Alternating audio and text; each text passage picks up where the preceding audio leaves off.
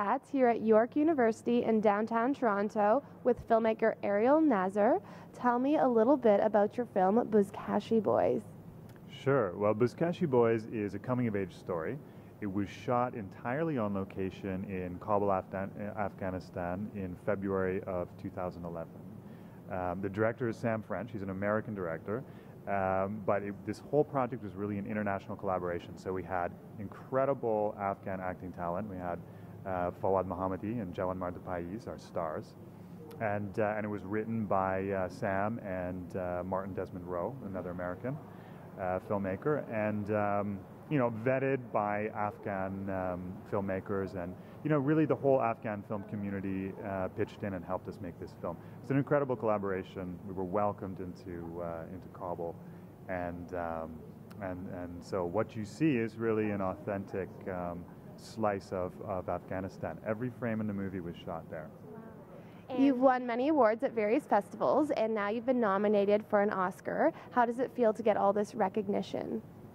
Well, it's incredible. It's thrilling and humbling, and mostly I just feel grateful for having been able to work with such great people. Like, that's really what it's all about. You don't make a film by yourself. You make it with a team of people. People's visions come together. It's an interesting process, and sometimes magic really happens when you bring together people, even from opposite sides of the world. And so for me, that's one of the big joys of doing this. It's not just to work with people from around the world, but also to show people back here in Canada and in the US and internationally something that they haven't seen before from Afghanistan. So it's been a real thrill. How did you go about casting the project?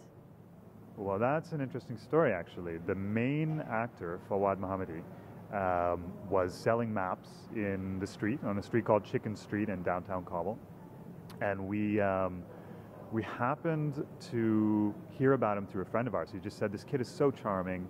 He'd probably be a great performer. You should check him out." We went down and talked to him. He already spoke English. He taught himself how to speak.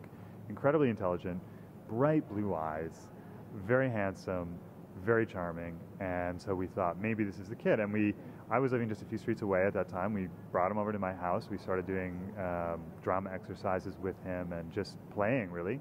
And he expressed an interest in being part of the film. So thankfully, we made that decision, and it turned out to be the right choice. The other kid is Jawan Mardapais, a very talented performer from a family of filmmakers. And it was interesting because in the lead role, we had a non-actor, and in the supporting role, we had a very accomplished young actor, and it worked out perfectly. They really helped each other, and they were playing each other's lives, because Fawad, who had worked in the street, ended up playing a slightly more middle-class kid, where Jawan Mardi, who came from a really middle-class family, ended up playing a street kid.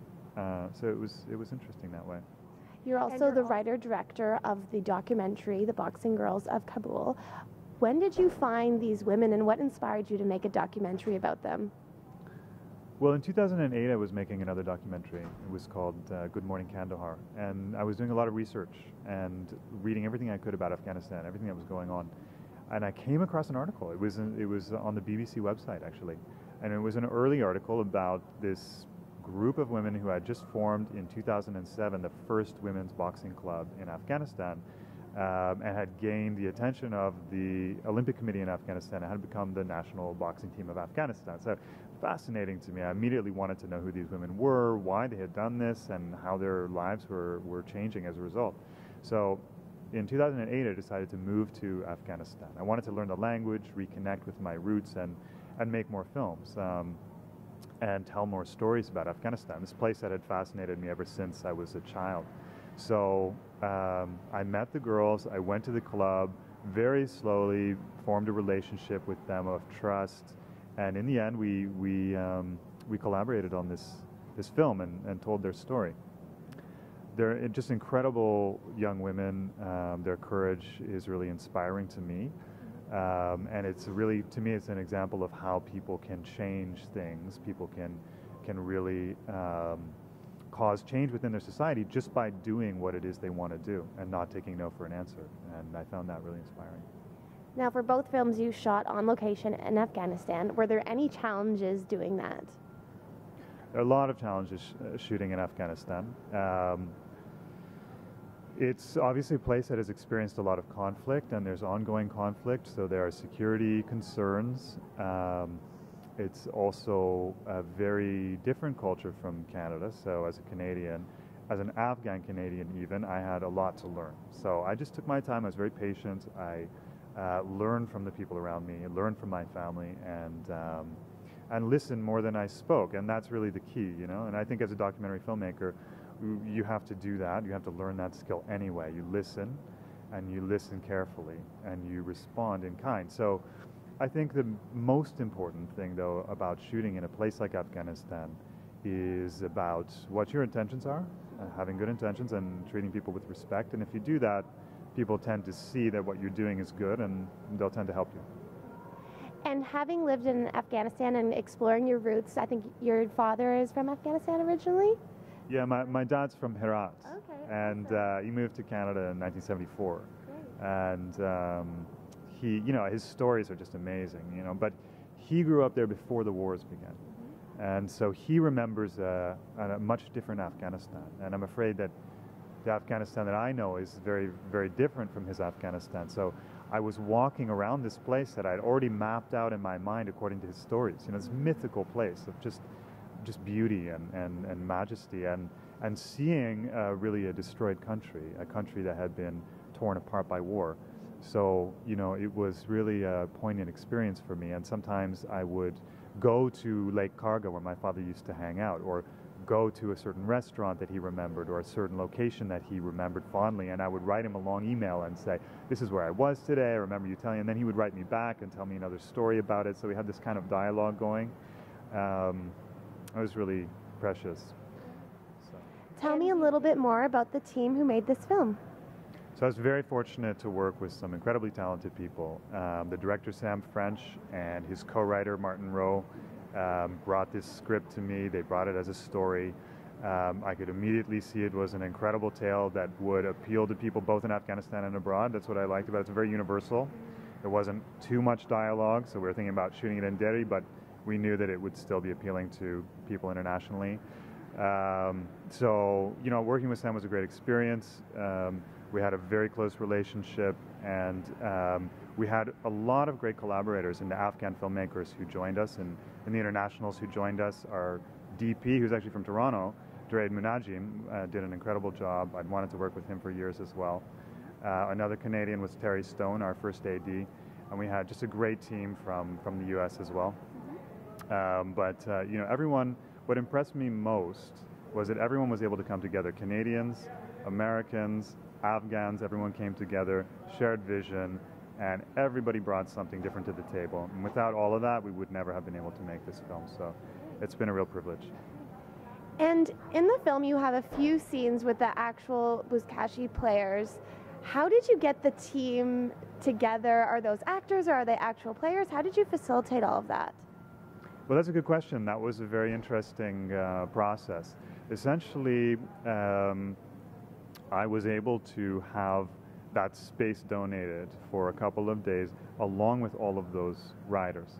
So the first day we shot documentary style. And when we went to shoot, and that was our first day of shooting, it was the biggest storm in 4 years, the biggest snowstorm that they'd had in Kabul in 4 years. So we went down there and we thought, let's just shoot anyway, we got to do it, because we didn't know how much longer the Buzkashi season would last. It's a winter sport, believe it or not. So we headed down, we shot in that snow. When we got the footage back, we thought, well, there's no way we can ever cut this with another day, because we're not going to get this kind of snow again.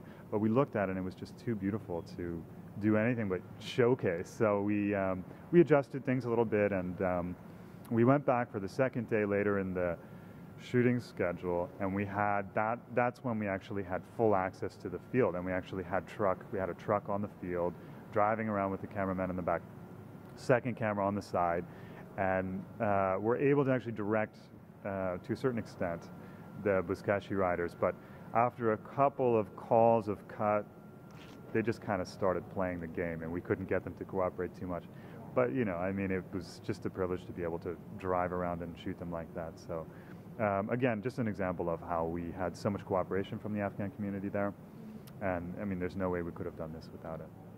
You've made 2 films now about Afghanistan. Do you think you'll be making a 3rd one about it, or what's coming up next? I've made many films about Afghanistan, actually. In fact, almost all my films have been about Afghanistan, but that, I still haven't worn out my curiosity about Afghanistan. It's just kind of endless. I'm fascinated by the country. I have a kind of, secret belief that Afghanistan is somehow the heart of the world, It's just a place that's endlessly fascinating to me in terms of its politics, the geopolitics involved, but also the people and my own connection to it. At the same time, I did come back to Canada for a reason. I came back after almost 3.5 years of living in Afghanistan. And I was tired, and I wanted to reconnect with my family here, and I'm now engaged. Congratulations. Thank you very much. So I'll be looking for a lot more balance as my life changes, but I'll definitely be back there. And where's the best place to find out more information on you and on your films online? Well, you can always use this special tool that they call Google, and you can enter my name or the names of my films. I do have a website right now, but it's under construction, so I hesitate to give people the address. But if you Google my name or one of the films, there's a lot of information online right now. You can find the Buzkashi Boys website at www.buzkashiboys.com. And we are currently hosting a fundraising campaign online to help raise money for Fawad, the star of our show, and his college fund in the future. We're hoping to raise some money to send him to school. So if you are interested, you can find that at www.rally.org/BuzkashiBoys. And you'll see what it was we were raising funds to bring him to the Oscars. Mission accomplished. He's coming to the Oscars along with his co-star, Jawan Marlpais. And now any extra donations that we receive will be going towards their education. So. Thank you so much. Congratulations on your nomination. Best of luck, and best of luck with your upcoming projects as well. Thanks, Katie. Thank you. I'm Katie Uhlmann reporting for Katie Chats here at York University in Toronto.